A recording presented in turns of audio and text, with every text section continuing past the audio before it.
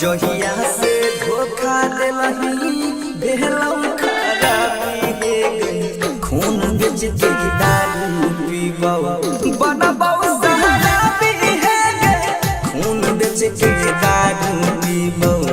बनबौ शराबी हे गई खून बेच के दारू पीबौ।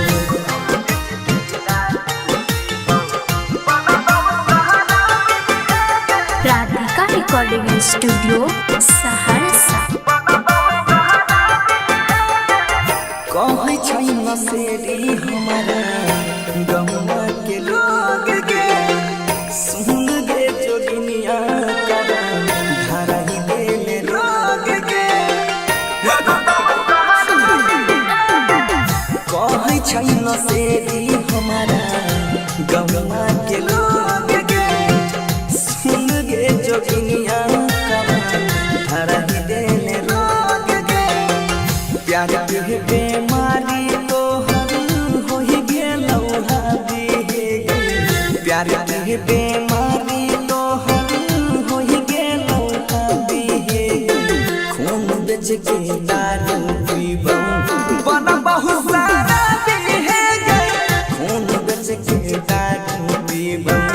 बनबौ शराबी हे गई खून बेच के दारू पीबौ।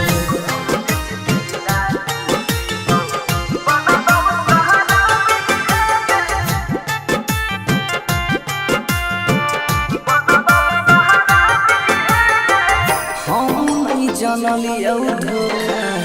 दही डाली छही गे केना के जोगिनिया ये तना दिल में हमारा रही गे हे गे यहाँ प्यार गे हम नहीं जनलियौ धोखा दही डाली छही गे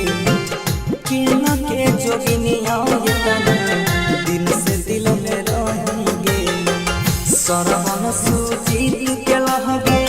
नहीं छौ जाबी हे गे बनसी सुजीत के लहगे नहीं छौ जाबी हे गे खून बेच के दारू पीबौ